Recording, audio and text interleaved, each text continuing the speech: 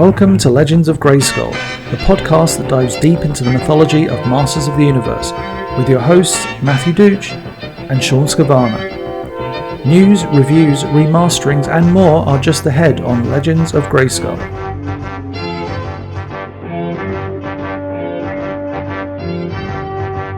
Hello everybody and welcome to episode 77 of Legends of Grayskull, the fan podcast where we discuss the history, the mystery, the magic, and mythology of He-Man, She-Ra, Master of the Universe, Princess of Power. Who are we kidding? Today it's all Masters of the Universe Revelations! That's right guys, part 2 of the Netflix acclaimed series is now streaming. Right now. We're gonna get this. This is 10 a.m. Central, 11 a.m. Eastern on November 23rd, 2021. I've gotten the kids off to school. Sean's got his kids probably in a closet somewhere. And we are ready to dive in to the long-anticipated part 2. Now, obviously, it started streaming at midnight Pacific. I'm sure other people have already finished it and or watched some of it. Sean, did you sneak anything in this morning? I was up till 1:30 working, and I passed out. So I was tempted, but getting the kids off to school with only like 2 hours of sleep, not a good option anymore at 43 years old. So now I did get a message though. Our guest host on our last episode, Jesse, he stayed the course last night. 3:00 in the morning was watching it, and I saw that. His spoiler-free review was, "It's awesome, but I'm gonna have a really hard day today trying to stay awake." This is his long day too. That's even yeah, and that's on him. I guess he figured if he's going to be away all day long, there's a chance somebody's going to say something to spoil it. So he did it for himself, especially if he's going to comic shop tonight. Yep. So I'd imagine. I also got a message from a longtime viewer. He did ask to remain anonymous, but he did say, he messaged. He's like, "Hey, I'm your number one fan.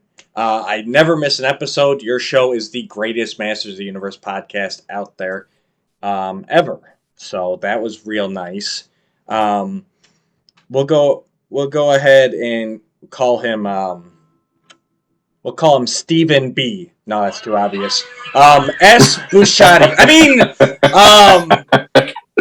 We'll call him Po2 number. No, that's.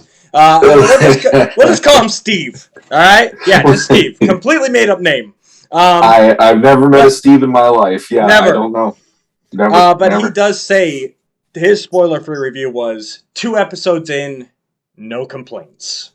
So that is a ringing endorsement. It's like when the waiter or waitress comes back, "How's your food?" "It's all right." From him, that is a ringing endorsement. Yes, absolutely. So thank you to our number one fan, Steve B. Anonymous from Michigan. We appreciate it. I actually, yesterday, I watched, after work, after school, I watched the first 4 episodes from part 1. Then this morning, I watched episode 5, the Forge at the Forest of Forever. So I have all that. Like I said, I wanted to watch as close as possible. And so I've got all of the first 5 fresh in my mind. And the only thing I've watched is because, episode 5 ended, and now that part 2's out, Netflix rolls right into, episode 6. Mm-hmm. Yep. And it started off with the Red Bricks Mattel Present, the intro again, which we haven't actually seen since, episode 1 of part 1. Episode 1, yeah. So I did watch the intro, like I did when part 1 came out. I couldn't watch part 1, but I did turn it on and I watched the intro. And this one, I let the intro play mainly because I wanted to see if they tweaked anything going into part 2 here. You know what I mean? So, so I did watch the intro, but that is all I have seen. I'm paused. I've been ready, and we're ready to dig into it. One last thing before, and it's just something that occurred to me as I was watching the beginning or the end of episode 4, Land of the Dead. I mean, we know Orko's coming back. That's not a spoiler. Although, guys, obviously we're reviewing part 2. There's going to be spoilers throughout this entire thing, so turn it off if you haven't watched it yet. Yeah.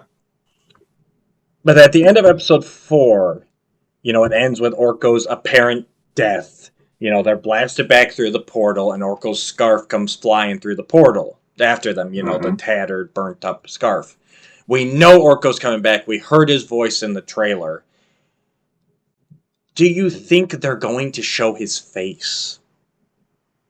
Was that kind of symbolic with his scarf coming through? And he kind of reached this point of where, like, he's coming into his own now. Yeah. You think he's going to show back up and, like, no, like his coming out, like, this is me. I'm all power. I'm Orko the Great now.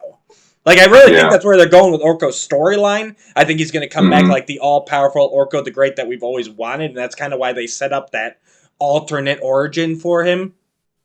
Sean. I think Sean's getting a call. I got a call, but I got rid of it. Okay. It would not surprise me. Yeah. I don't know why.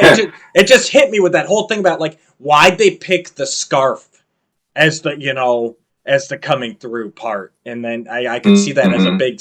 It just occurred to me that could possibly be the symbolism of that.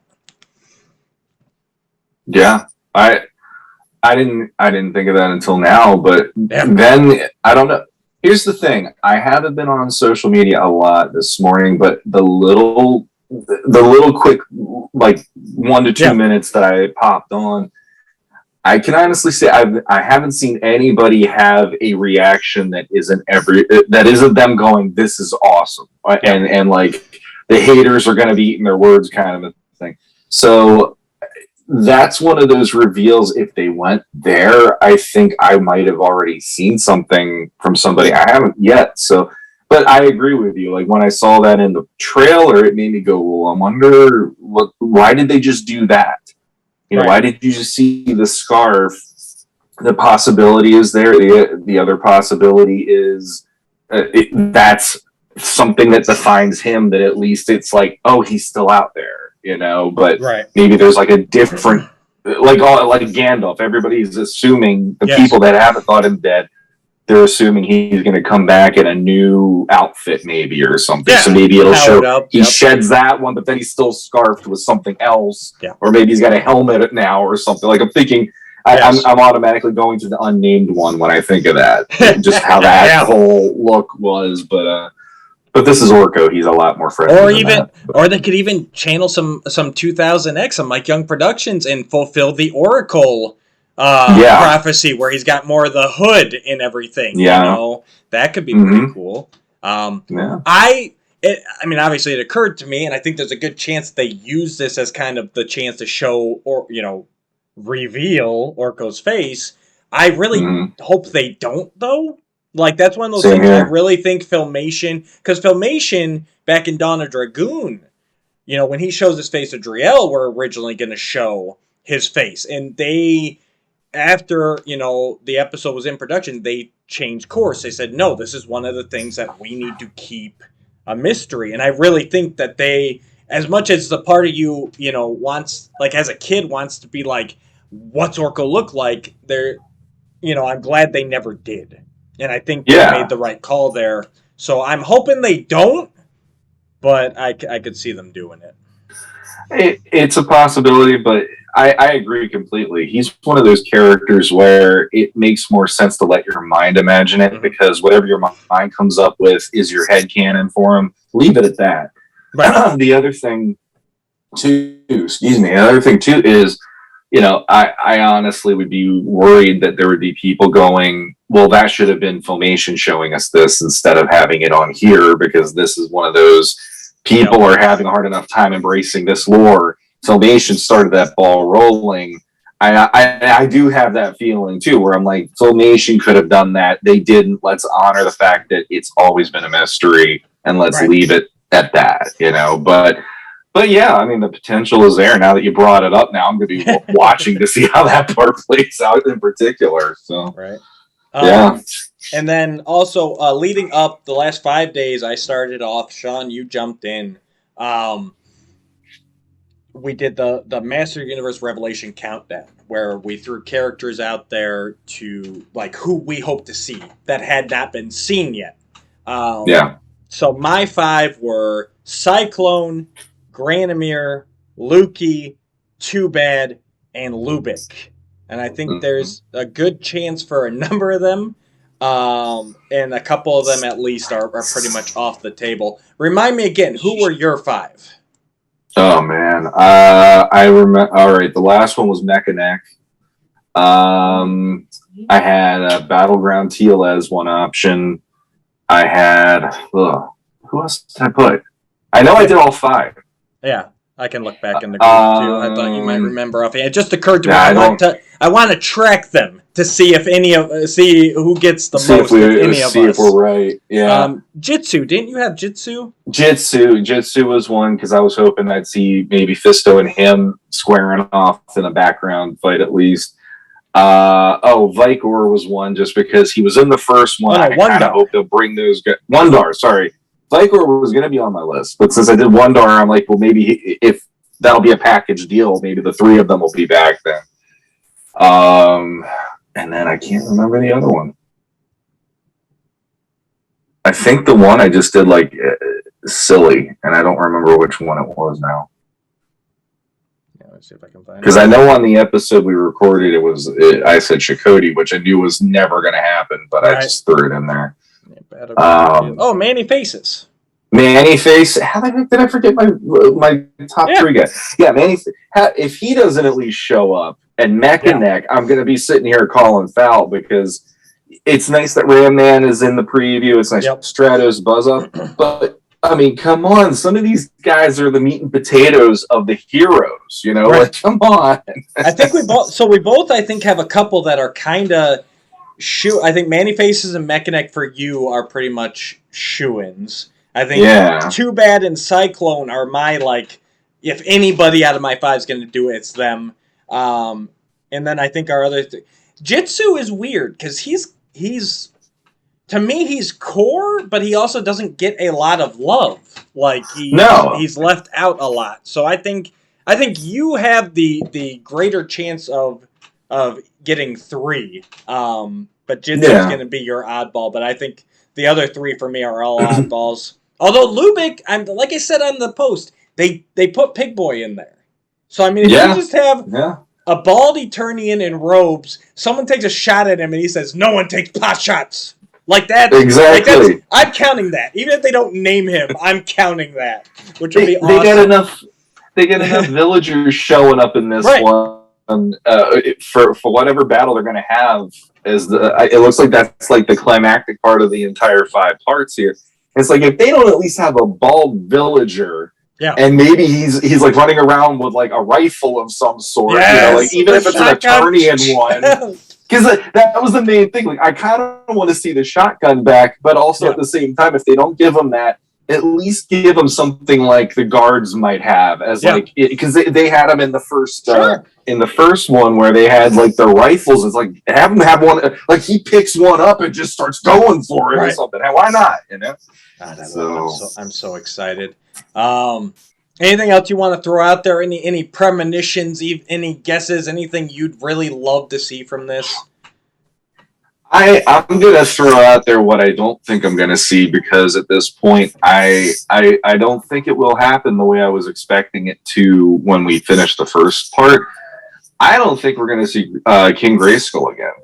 I don't think we're going to see Vicor, and I don't think we're going to see Wondar again. And there's a part of me that I'm a little sad about that because I really, really thought that would have been a cool thing to introduce them, bring them in to have as cavalry somehow. It didn't need to be Endgame, but it would have been kind of cool that maybe the sorceress brings them here to help or something, you know, and it's like, you know, Eternia's darkest hour, all the civilians are coming in, you know, bring back these heroes too or something. But even it is what it is.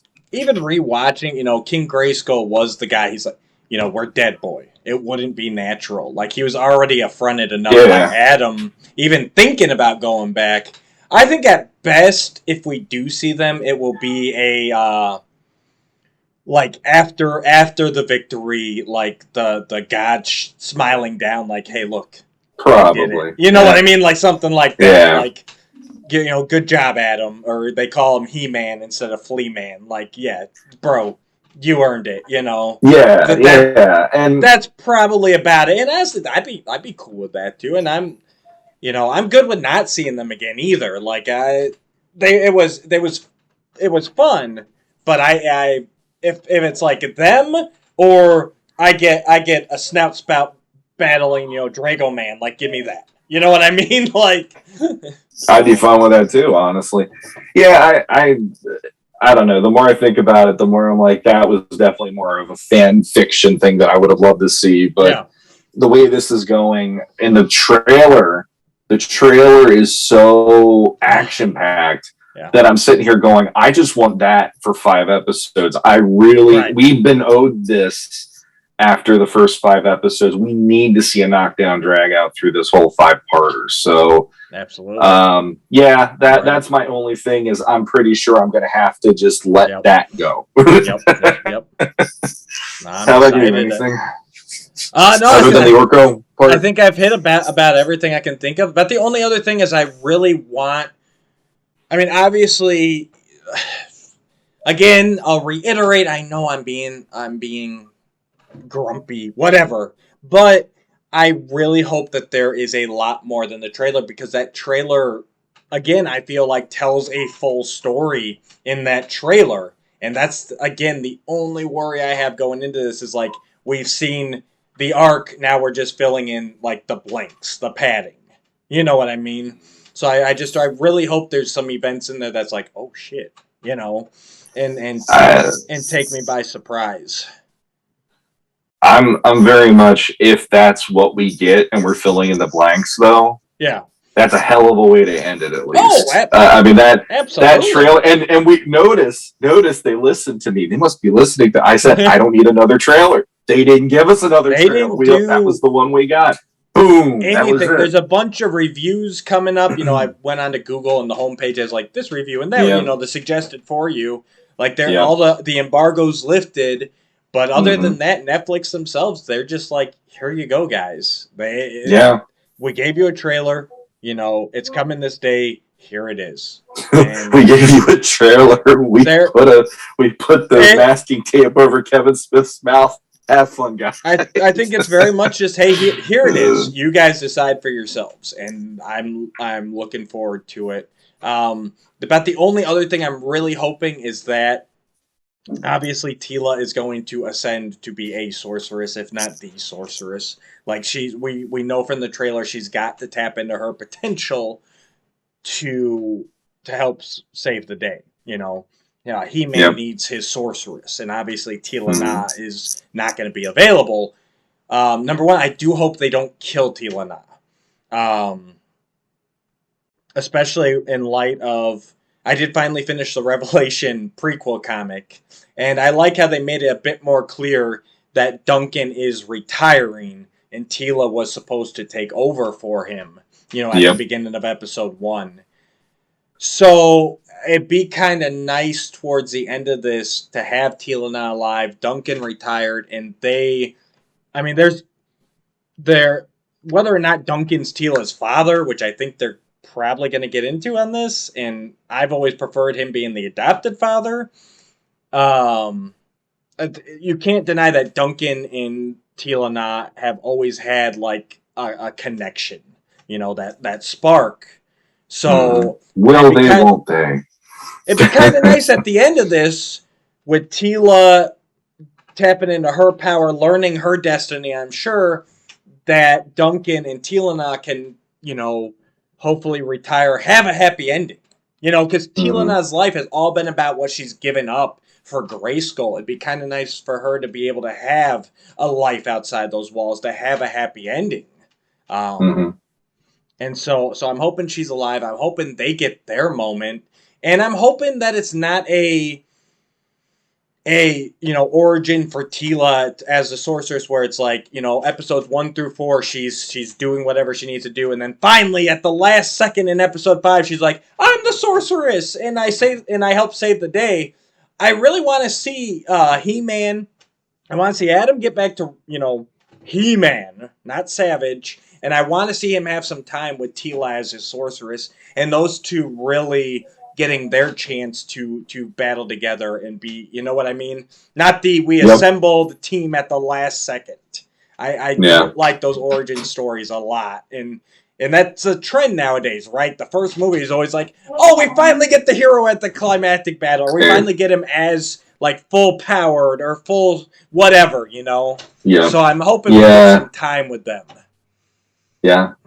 I guess we'll find out. So let's go find out. All right, guys, we're gonna pause it here. We're gonna watch episode 1, and we're gonna come back and talk about it. And we're gonna continue on here. So if you haven't watched it yet, you can follow along with us. We're gonna pause. We're gonna take a break. Go watch episode 1. Come back, and we'll talk about episode 1. All right, guys, stay tuned. We'll be right back.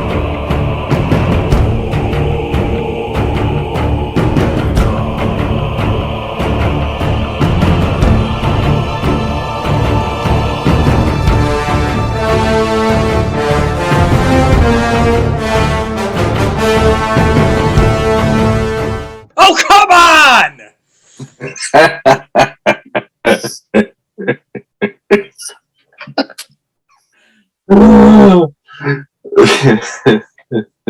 Are you? Oh!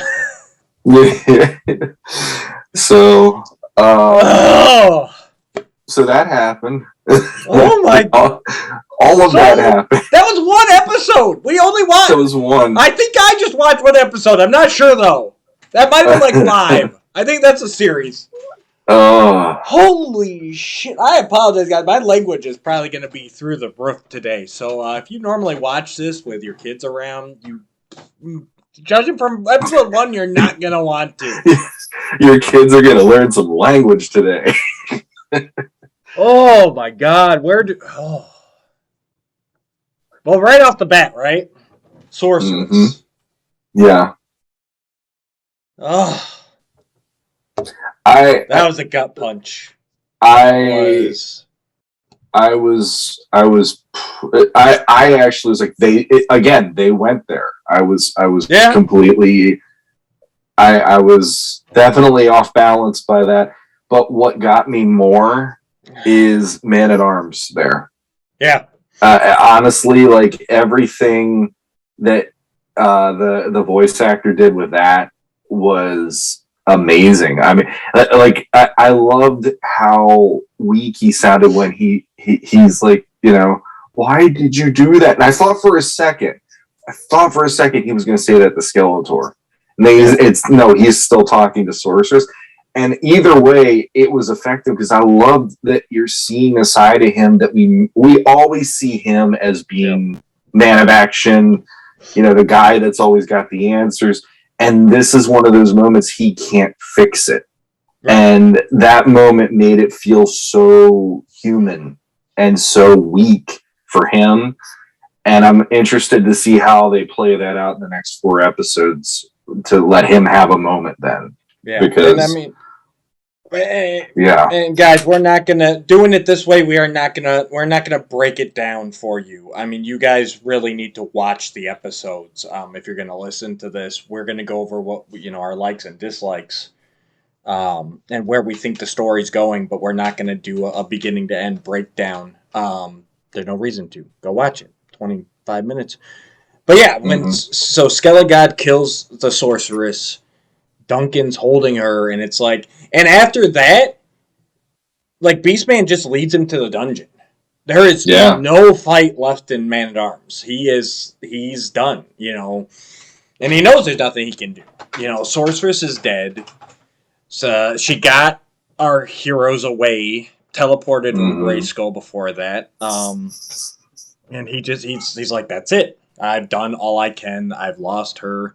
And that whole beginning there. I mean, it was funny because I really didn't think a lot in the before we did our intro about where I was going, but just as we were talking, it just kind of led me to the whole Man-at-Arms, Sorceress, Teela thing. And then I go click play, and right off the bat, it's like, oh, there's baby Teela with Duncan and Teela.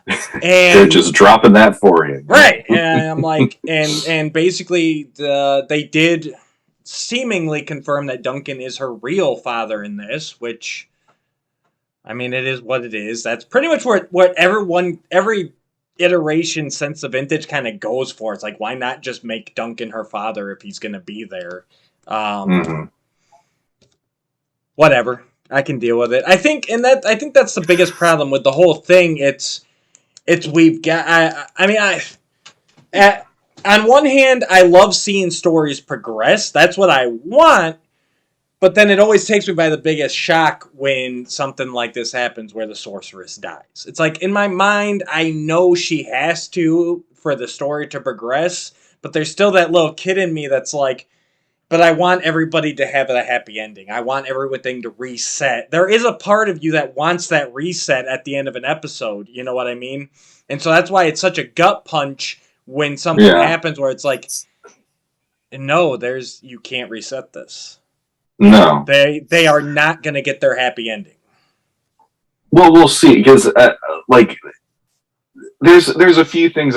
First off, you want to jump right to the end? I think I know where you're going with this. Well, yeah, there is some of that, and I want to circle back around to the Duncan part then too afterwards. But yeah, we just saw basically, and this is how it's always played. Anytime you have the hero and villain dynamic, and the hero in this case, Adam getting the power, and he's always He-Man, and he's using it in defense of Eternia, to fight Skeletor. And Skeletor's tapping into stuff because he is more of a sorcerer. He's tapping into stuff that Adam probably has no concept of, because Adam's using it proactively, and I like a lot of that, because it's really putting some depth into this is what he has access to.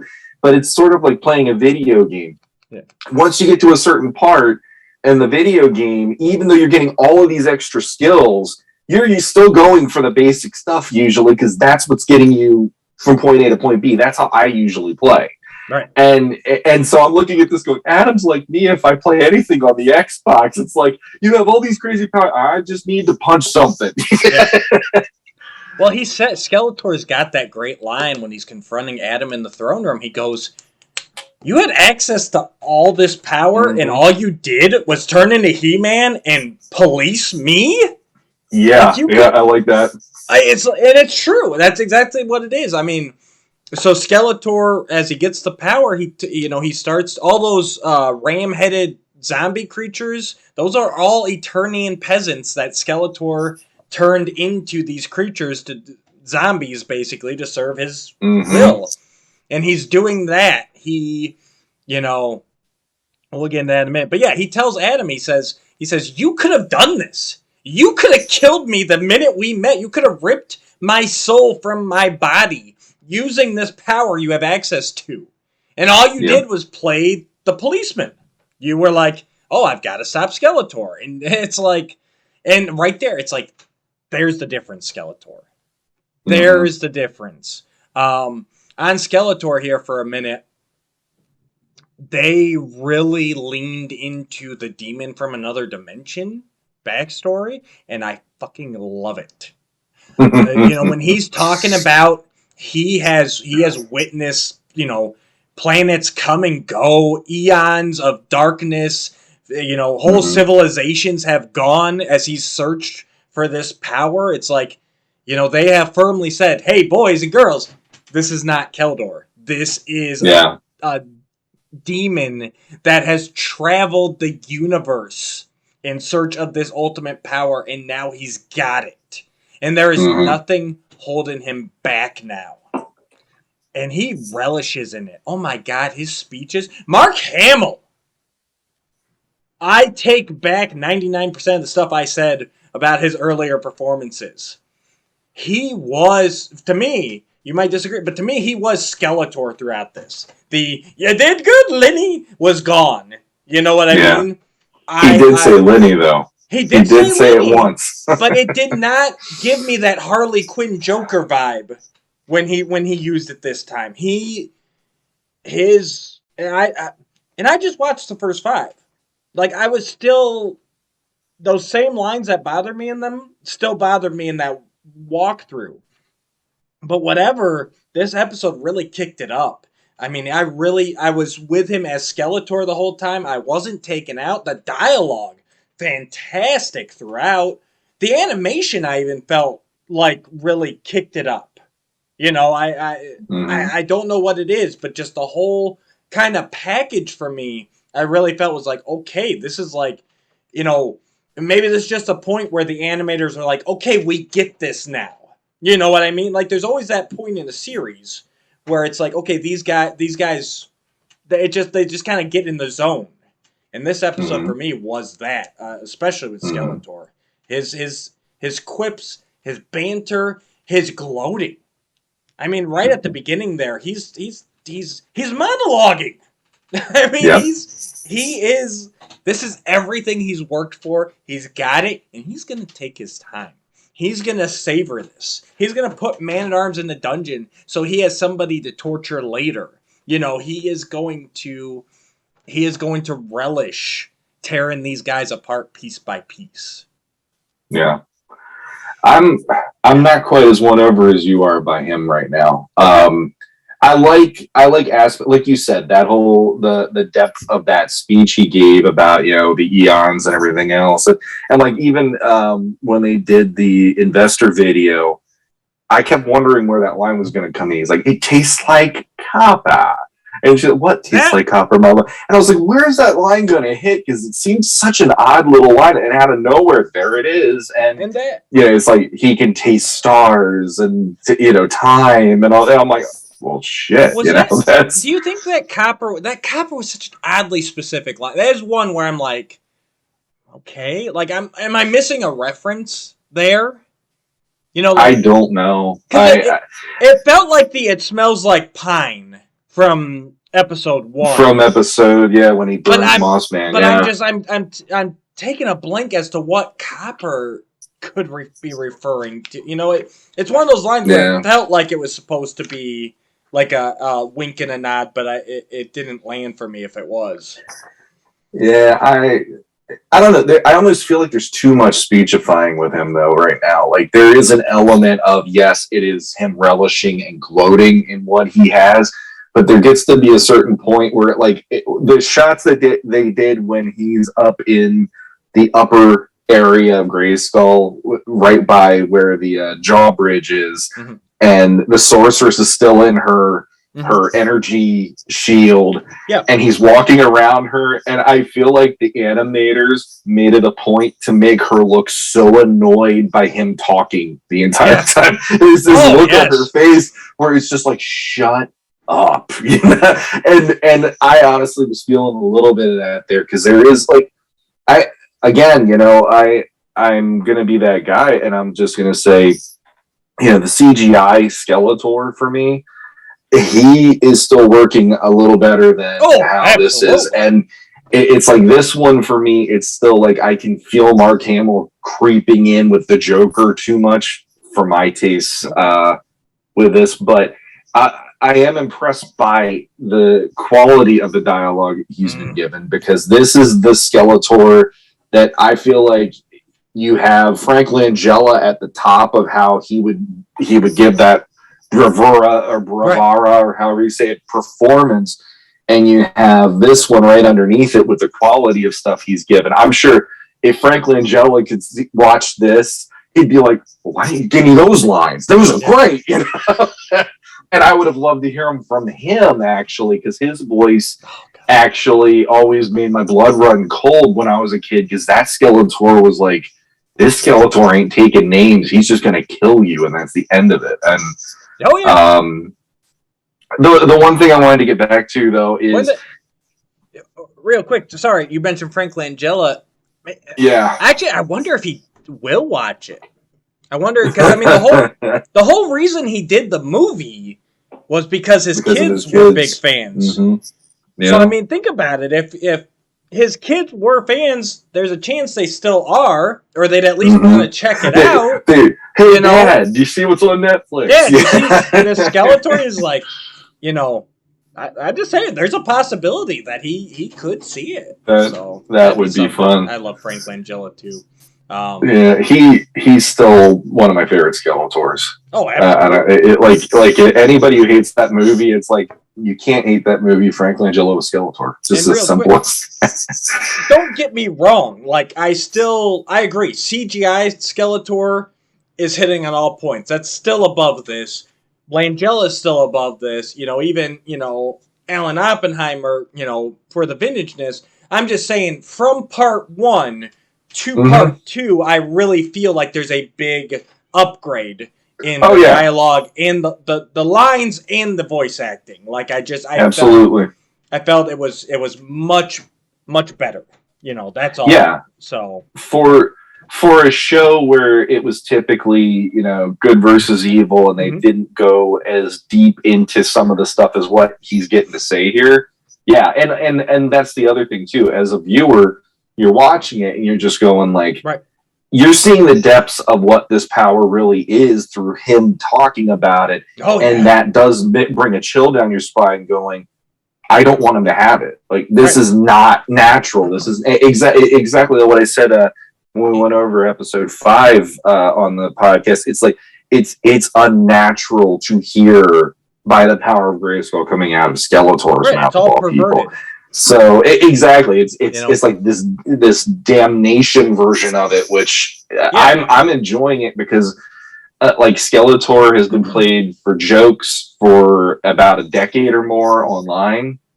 So is He-Man, and this is actually giving you some real stakes to this relationship. It's not just the silly, I've had the time of my life and all that stuff. And Skeletor, he does the same thing. So he calls out Adam. He's like, you're an idiot. You could have destroyed me. You could have wiped me from existence. He does the same thing with the sorceress. He goes, you sat here while all the magic was coming back and fed it to Eternia to heal the planet. And he's like, you could have been powered up. You could have seen me coming back. You could have stopped me. But instead Instead, you saved the planet. And who can deliver that line besides Skeletor and make it sound like it's derogatory? Like, exactly, you idiot! You saved the planet instead of yourself. Yeah. What the hell's wrong with you? Yeah. And that's sorry. I think that's part go of ahead. Her annoyance there. The sorceress. I mean, it was great. The sorceress reactions were great because she just like. But same thing, like, she's still healing the planet instead of powering up. She sees everything that's happening, but she knows, same thing, He-Man, Adam, back in episode 1. If I don't do this, everybody dies. Yeah. And Skeletor just looks on all of that as a weakness, Mm-hmm. Exactly. Damn, I forgot my point. Okay, so no. It works. So getting back to Duncan really quick, because that was definitely something. Did they actually say that the two of them were a thing? Because the way that I'd have to rewatch it again. Granted, this is first reactions. She kept calling him my Duncan. Yes, but that implies there is a romantic feeling between her and him, possibly. But they didn't really. Did they really say the opening scene? She said, "Our daughter."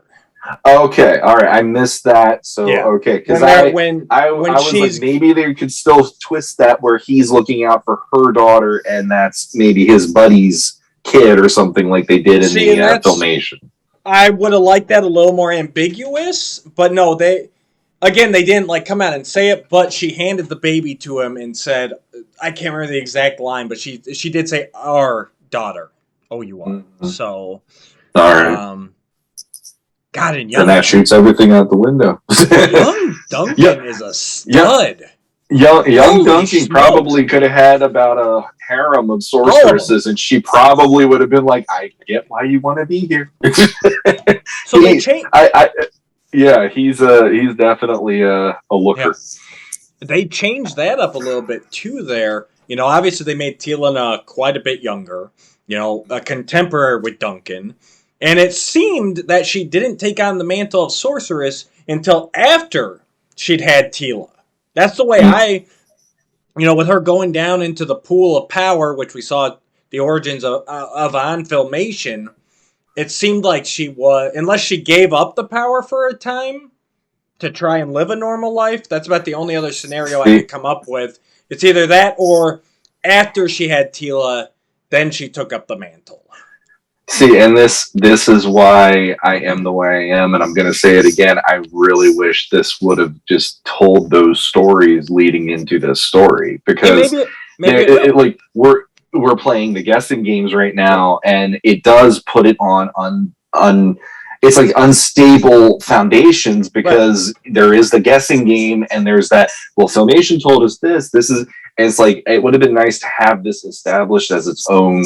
Here's the story that we're telling broad, from point A to Z, right, instead of doing here's the end of the story that we're still figuring out how the beginnings of it work. But and that's what a lot of the fans have with it, and where they're coming from, because there is contradictory stuff, exactly, to what we know, to what has been established previously. So that I know a lot of people have a hard time with that. I'm just curious. I'm hoping we'll see. I'm hoping that this, obviously Tila's journey is coming. She's got to find this pool of power as well, which didn't seem like it was in Grayskull in this saga. It had the Zor motif with the Havoc. The Havoc Rams on it, so it seemed more kind of like maybe they're going to neutral place. Maybe they're going to pull out the Cave of Power. I was thinking Cave of Power, or maybe it had something to do, like they even mentioned Point Dread. Since Point Dread was always attached to Grayskull, maybe that would be a point of it. And the idea, like if Point Dread is something that every 20 years only appears, and it's this year that it appears, and it could go back and say, well, that was also the same time when the Sorceress did that, But that almost makes it a little too handy, I maybe I kind of want them to do the Cave of Power just because of the old school. But two quick takes, real quick here. I really dug. I am Adam, Prince of Eternia, defender of the secret of Castle Grayskull, because I like that he had the power through there, and when he got to the end of that and he just had that defiant look, I got chills, because it's like you can't use those lines and not give me a little chill down my spine to go like, that's where it began right there, that's cool. Adam throughout this, for all of it, and we felt him missing in part 1. That was the point. But he's back here. He's having to make the hard decisions, a hard stand. Dude is bleeding out. That was a lot of blood, and they really amped up. Beastman dragging him up the stairs. You could see the trail when they went that wide shot. Him standing there with it just dripping, pooling at his feet, and he's distracting Skelegod long enough for Cringer to get in a position to attack and free his companions. God, that was great. Adam at the palace, here is Adam. I still wish he would get a little bit more combative, because that's one thing I do feel is missing in this Adam, from especially Filmation Adam, and even Mike Young was getting him there. Like, for all his act of being the lazy prince, and he doesn't have the strength of He-Man, this guy has been trained his whole life for battle. He has fought as He-Man, and that's about the only thing I can say about Adam right now. Even after he's healed, he's really kind of hanging back. And I really think at this point, with the secret out, with everything on the line, you'd think this Adam would be getting in there and fighting because he knows how to fight. Mm-hmm. I mean, that's just he can't not. The muscle memory is the same, even if he doesn't have He-Man's muscles. You know what I mean? Mm-hmm. So that's probably about my only complaint. But his personality was there throughout. He was standing up for him. He was putting his life on the line again. I mean, I can't wait to see this whole 5 episodes with Adam in it, nice and healthy, and see where his story goes. Yeah, and also Chris Wood, he's nailing killing this. it. Absolutely. I actually think the vocal styling and stuff, I honestly think is one of my absolute favorite He-Mans at this point. Once we get into the He-Man part of this, obviously, but there's something about it. He brings this like heroicness that makes you feel heroic listening to it. It's that whole, like Captain America makes others feel they can do whatever they could storm the gates of hell as long as he's telling them we're storming the gates of hell, and he's got that manner. Chris Wood's pulling that off exactly with He-Man in this, and with Adam, in my opinion. Second take, real quick. Yeah. Fisto. And Clamp. Seriously. And Clamp. Two of my favorite heroes. Now it's like, and I was all pumped. They, the Andra, Cringer, Tila, and Adam get teleported to the palace. They show up. Mm-hmm. They're talking. I'm like, yes. Oh yeah, here we go. They were doing everything right. Everything right. Yeah. They get, and then Skeletor starts that mist, which starts turning the citizens into the demons to fight for him. Yep. And I'm like, all right, but then they make it in. They make it into the throne room. Yeah. But those little touches that they had still turned that was them. Just enough. Yeah. And I was like, but even then I'm like, all right, that's fine. They're changed. They're going to be fighting for Skeletor. All right. Yeah. And actually, those designs were really cool. I actually, customizers, get on this because they're freaking cool. I want that Fisto, that horned beast, and he had like a mane of the red hair. I'm like, and the fist. Awesome. And the fist still. Oh, he looked. Yeah. They both looked amazing. But then, unfortunately, this is mature, and they had to, and the fact that the heroes had to kill them, like they could not stop Tila, Andra, Cringer, and Madam could not stop them. They were so powerful, and so they had to kill them. I do think though, because that's when Skeletor gets into the their souls. Like I stole their souls as they were dying. So I feel like that's maybe a little bit of an out. Like I think there is. There. I think you're right, but I am sad going into the next 4 episodes that I was at least hoping that was going to be something, and instead I have a feeling we're counting them completely off the board. Yeah. Or who knows? Maybe with Orko, maybe he's bringing them with him. Or something. Maybe he's Army of the Dead style. Army of the Dead style. Or Mossman, Clamp, Fisto. Yeah. It's on your left. Everybody starts. Mossman starts bringing the vines, he's knocking people around. Fisto's the one thing though, I gotta still say is, one fist joke is one thing, but it felt like every line that Fisto said in battle has to do with fist in it, and I was like, I don't need that, but vocal-wise, that worked. Animation-wise, loved it. Oh, I loved it. Fisto's voice. And I didn't pay attention to credits to see who it was, but I want to say that has to be Ralph Garman, because they alluded to that on that podcast. Yeah. So I'm hoping I'm right on that one. Whoever it was on point. I loved it. It sounded exactly like I've always thought he should sound. It was Filmation completely missed that one for me as a kid, but that one worked. It was interesting that they used Clamp Champ's real name for quite a bit of it. The Rainus. I wasn't sure what I was hearing at first because, as most of you know, I did not pay attention to a lot of the classics bios, especially the later figures. But I did look it up. Thank you, Danielle Galerta, for the wonderful He-Man Master Universe Character Guide and World Compendium. Because I figured that's what it was his classics bio name. But I didn't. But I wanted to make sure. And I've got both that and the supplement standing by in case we have any other. There you go. Big questions here. But yeah, that was kind of, at first I'm like, what am I hearing? And I even paused it and put on the subtitles to see what they were saying. Because it didn't click with me. I honestly don't think I've ever heard that real name for him before. I don't think I ever read his classics bio. Him, I didn't mind. I was never huge on. It's Fisto's Malcolm, right? I want to say it's Malcolm. I think so. I can find out. And I was never the biggest fan of that. I don't know why. I just don't picture him as a Malcolm. But I didn't mind that because I when I heard that was his name, I'm like, well, I don't think that when he was born, they just named him Clamp Champ. I mean, the guy had to get that somehow. So, but yeah, that's the takeaway so far for me, at least on the first episode of part 2. One thing I don't think we touched on, Evil Lynn, Sorceress Evil Lynn.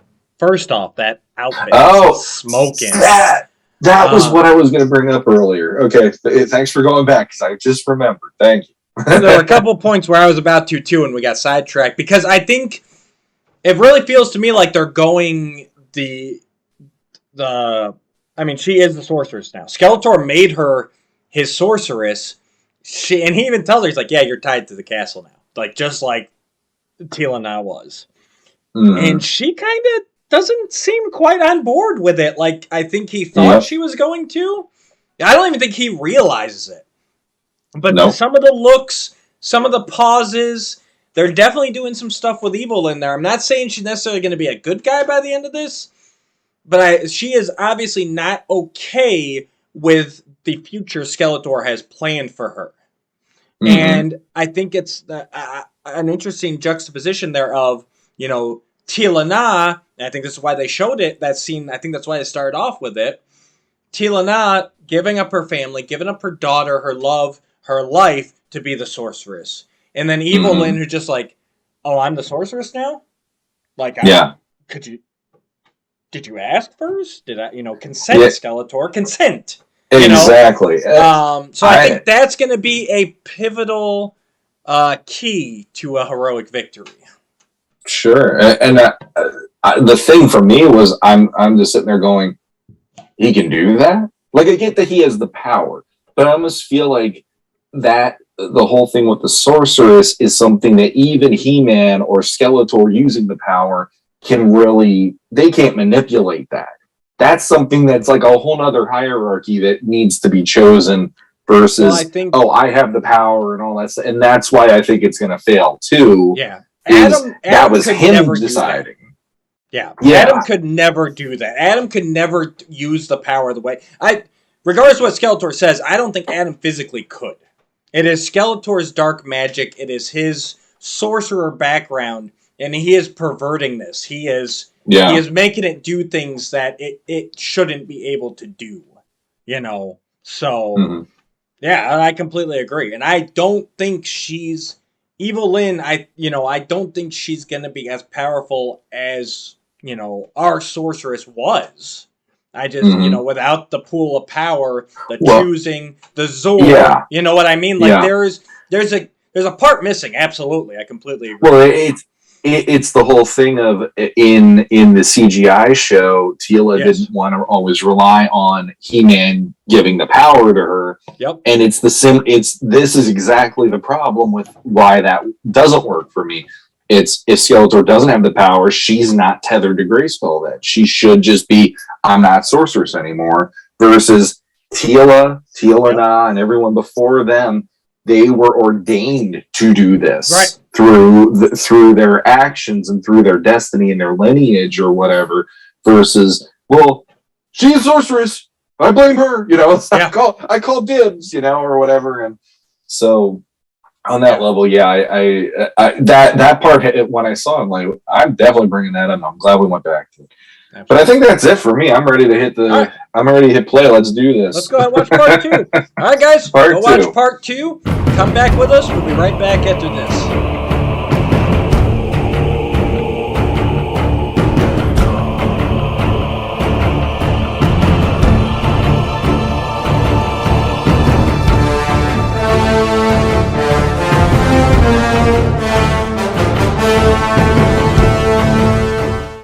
Reason and Blood. Reason and Blood. This one felt a lot shorter. Was it just me? It felt about the same, but the action made it feel like it was shorter, in my opinion, because it had a lot of action going on in this one. For sure. So,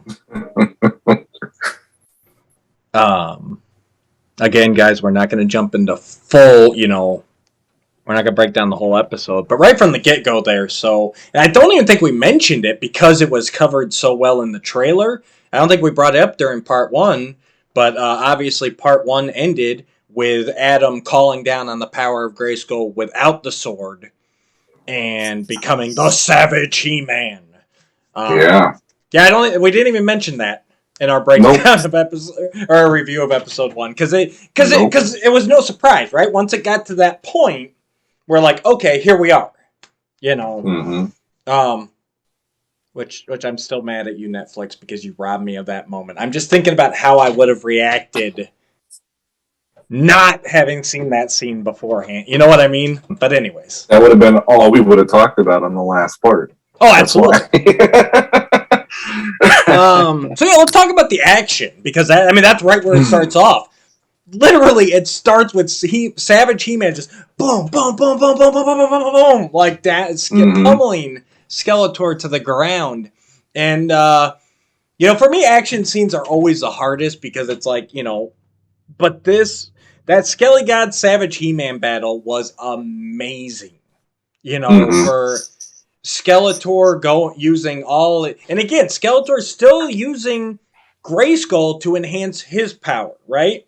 Like he's muscular now, but he's not doing any more physical fighting than he did. And actually, I really liked how this fight mirrored the episode 1 fight with the portals and everything, Yeah. But now, like, instead of like in episode 1, he used the 1 portal and he was punching through it. Now he's got like 20 portals and he's shooting all these beams through it and everything. It's like, so same thing. It's the power of Grayskull is just enhancing who he is. Like he is not He-Man now. He is not fighting like He-Man. He is still Skeletor. He's using all his tricks. He's using the magic, but everything he does is like amped to 11 now. And I really like that.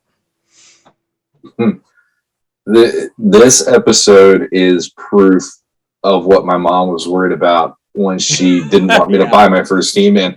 Because I'm watching it. Number one, it made me so happy to see a battle axe in He-Man's hand for the first time in ages, number one. And number two, when he uses it, it's legit. They don't do like, oh, he's just punching with it. Yeah. No, you literally see limbs flying, and I'm like, oh,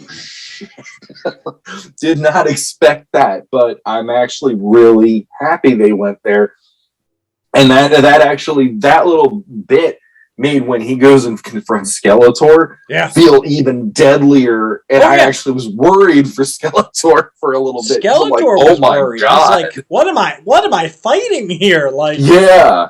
Same thing. He-Man's still fighting like He-Man, but with him being savage, the mind's not there, right? So he's just like, it's He-Man if he didn't pull his punches. If he didn't stop once his enemy was on the ground. He is out for blood. He is base emotion. And the only thing I could think of is how much, and I hate being negative, but how much they messed up on that Savage He-Man action figure that's coming out in the Masterverse line. After watching this episode, I have no interest in that. I want that Savage He-Man that's on the screen over there.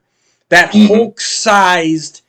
Really, because the thing is, what kills me, right? Because, quick detour here, I know it's action figures, guys, but, you know, they just took basically the Masterverse Buck, the He-Man Buck, and, like, made him the Savage with just the loincloth and the bare feet and the bare... You know what I mean? Mm-hmm. Why didn't they use the Skelly God Buck for Savage He-Man? You know, it'd still be a little smaller, because actually... Or it'd be a little bit off as far as on screen, but it would have been closer, because this He-Man is a bigger build. His muscles are ramped up. You know what I mean? He's angry. So if they had taken that Skelly God Buck and done some, basically redid the arms and the legs and feet, I think that would have made a really cool Savage He-Man. But that's neither here nor there as far as the show. And also, he also, the figure, his face doesn't even bring across what this is either, because he looks too like the first release. Yep. This one, he should be snarling. He should be he's angry. Yeah, I mean, I actually enjoyed that quite a lot, because first off, it's a change of pace. We're seeing a whole different side of this. We're also seeing the Savage part, which I always like. Yeah. I was shocked watching the fight and going like, there is no holds barred deal going on here. I loved how even when Skeletor is like shooting the energy at him or whatever, at one point he had it in his mouth and he just bites it down and blows it up. Yes. And he's like knocking it from side to side. Even if it hits him, he just boom, waves it off and stuff. And it was intense, and I like that they didn't push it into another episode. Right. I actually like that this was the episode that they did that. We have 3 left to see how this is going to work out, and at this point, Savage He-Man is off the table, I feel, and we're good to go there, possibly. I don't know if I agree with that, but we'll get back to that towards the end. The one thing that got me was Teela in the moment when they're in the Mystic Mountains and she's trying to talk to him. The only thing I kept thinking was the sun's getting real low here, fella. Yes. I could not get the redhead and the whole feeling. The redhead, the Hulk, all that. Yeah. And then I also gotta say, out of most of the fallout of what has happened in the first part, this brought closure to something, and it got me. The Randor moment with Savage He-Man, that was so well done. Although it was making me laugh a little bit leading it up to that, because there's all of the soldiers holding him. You're seeing them getting pulled because they can't hold him anymore, and Randor's still speechifying, and I'm just sitting there like, I bet they're thinking, please God, do a kill order on this instead of making me do this right now, King. Come on, Yeah, so to escape from Skeletor, they, Teela used the phrases that the spell that sorcerers used in the first episode to teleport them again. They teleport to the Mystic Mountains. Really cool redesign. I like how they did kind of the floating rocks and everything. Really went into the Mystic, which even Filmation didn't do. They always went foreign and alien looking, but the Mystic Mountains were still pretty much just mountains. Eternian mountains. But that was really cool. Mm-hmm. And I was thinking about it too, because I'm like, well, Savage He-Man just like tore through all those Skella zombies and Skelligod and everything else. Guardsmen should not have been able to restrain him even for a moment. So I like that there was still that bit of Adam in there. He was the rage was taken over. But I feel like Savage He-Man was pulling his punches there. Because like you said, he was taking limbs off the zombies. He should have been able to kill all those guardsmen, and he didn't.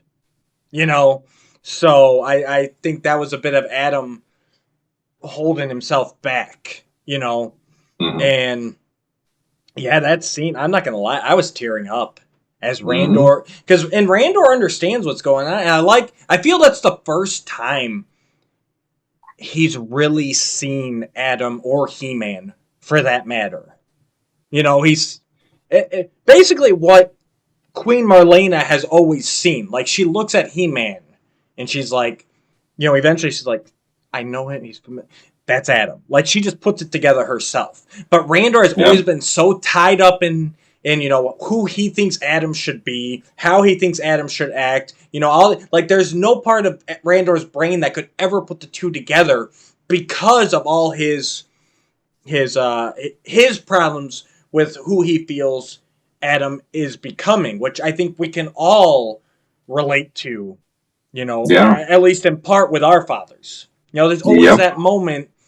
I'm not saying our dads don't love us or not proud of us, but there is always those moments in life where, you know, your dad just kind of doesn't understand you or what you're going through or who you're becoming, or it's not what he envisioned.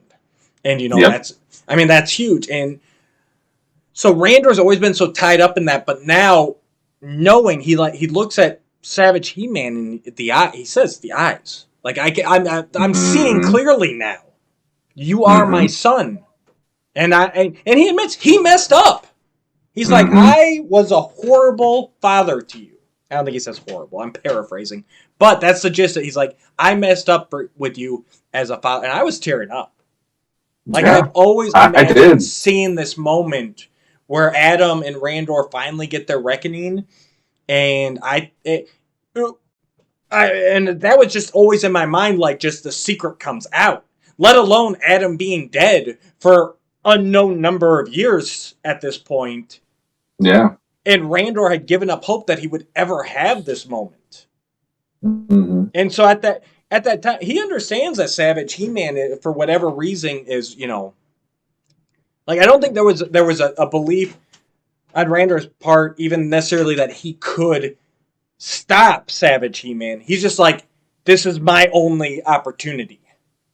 This is my only chance. And even if this Savage He-Man kills me, I'm going to get my moment to say to my son what I really think of him. And it works out for him, luckily. But I mean, faith, well, I think that's it. He's like, this is it. This is my only chance. If I die, I die. But, you know, this is my chance. So, God, that was a great scene. That was well done. I had my own issues with, you know, the father issues and all that stuff growing up, and it's like, in a way, it almost felt like I had a little bit of catharsis of my own watching that sequence, and I really like, and also as a father now, you know, it's like I couldn't imagine, like, that's the part that gets me probably even more right now, is just, you know, you lost somebody and you didn't think you'd ever hug them again, and here they are, you know, and it's like, absolutely. And then on top of all that, like I said, the sun's getting real low, which amused me. I could not. Yeah, you could not make that mark. We get a cameo finally. We get the Orlax finally. Oh yes, the Orlax. Yeah. Hey, this prequel comic. It's about this thing. Yeah. It shows up in the second episode of part 2. Yeah. And it doesn't do much other than it just keeps pissing off Man at Arms because he's been going 30 hours without sleep. We'll talk about the Orlax when we break down those last 2 issues of the comic.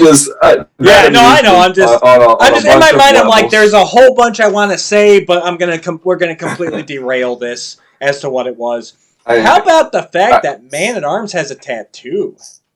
I was actually surprised by that as well, and he actually voiced a question that I had myself watching the first episode of part 2, which was, how long has Skeletor had this and not given it up yet? I've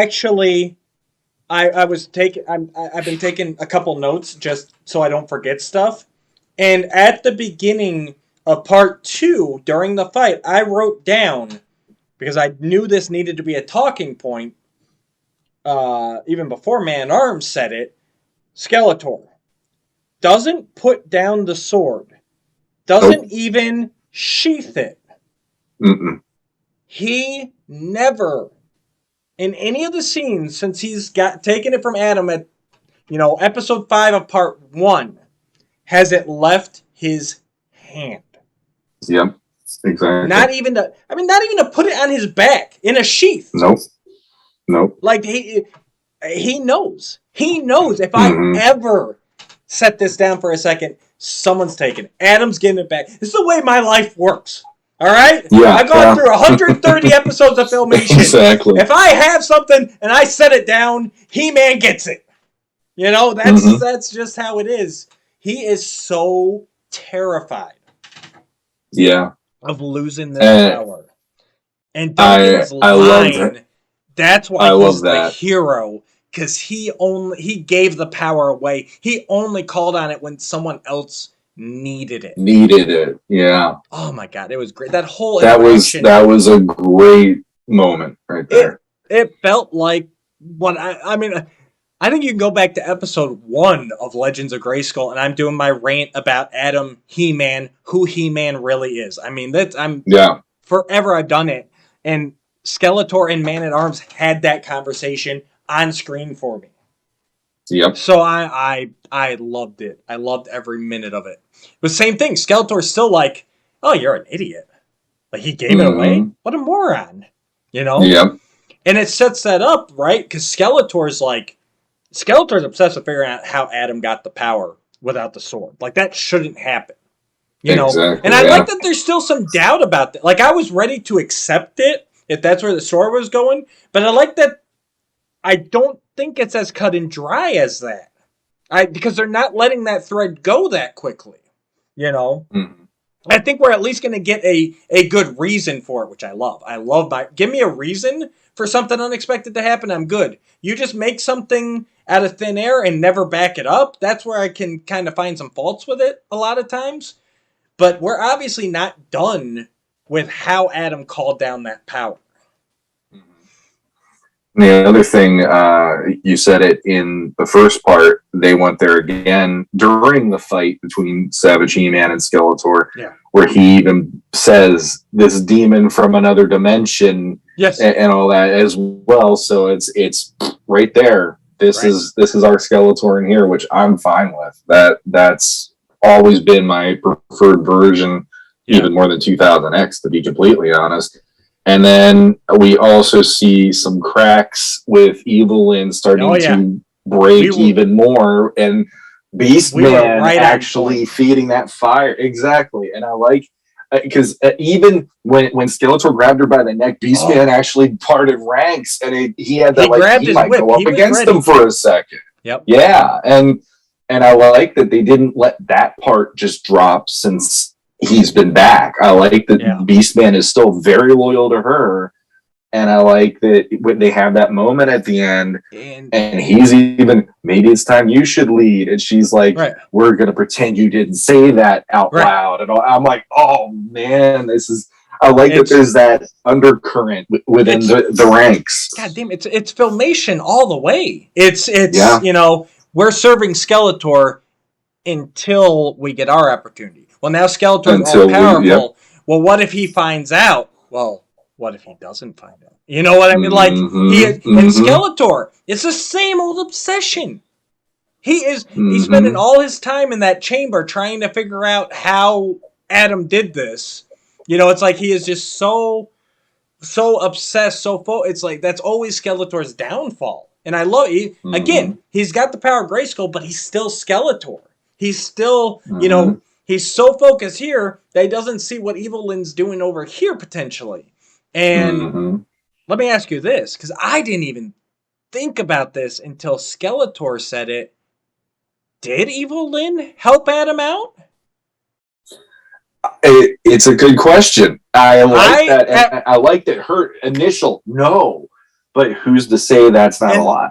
And my knee jerk was no, she didn't. But then, like, as the episode kept going, I'm like, why was I so quick to throw that out? Like, I don't know. My mind just instantly went to I guess my vintage era. Like, Evil Lyn will undermine Skeletor, but she's not going to help He-Man. But then I'm like, but wait a minute. No, this is like all bets are off here. So the more I thought about it, the more I'm like, what if she did? what if Evil Lyn did send that power down? Because now we have that last moment. Yeah. And then that last moment makes you wonder. Right. Because show me all the times that the power did return. It's like, okay, so if it didn't work, it's almost like when we talked about it in 2000X. Yeah. If we're not going to go through the drawbridge, we're going to go below Grayskull. And if it doesn't do that, we're going to do this. And it's like, this is, I think, her calculating it. It's, okay, I tried to get him as bloodthirsty as possible to take him out. That didn't work. I'm going to get the power to return then. Maybe that's going to do it this time around. Well, and that's it, right? That's the big thing right now. Evil Lyn, Skeletor's trying to figure out how he got the power without the sword. Evil Lyn's trying to figure out all the ways that the power can return. And she even said, she goes, willingly or unwillingly.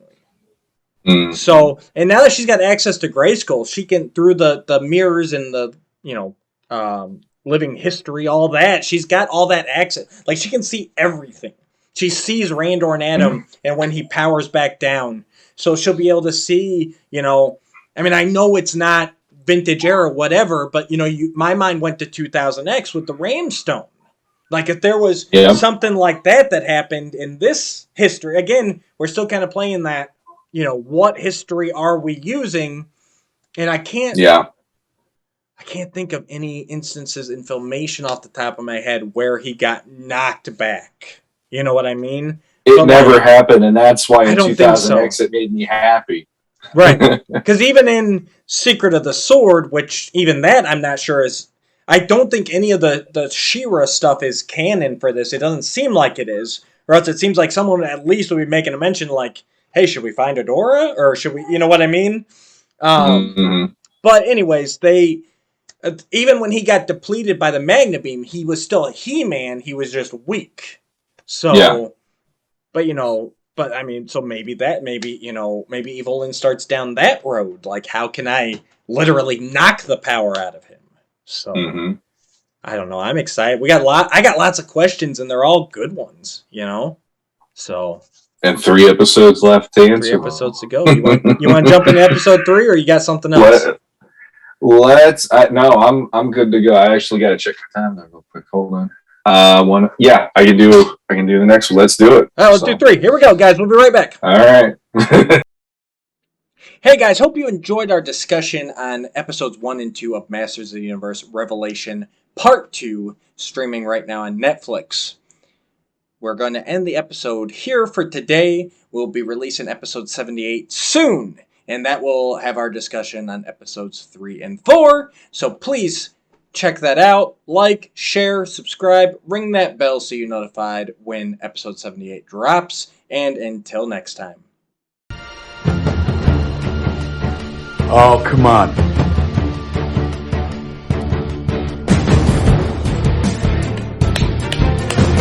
Ah, rock!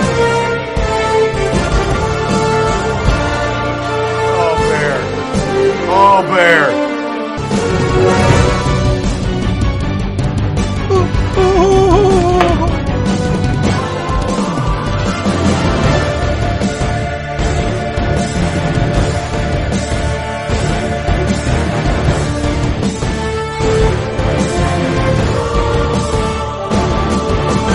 Oh!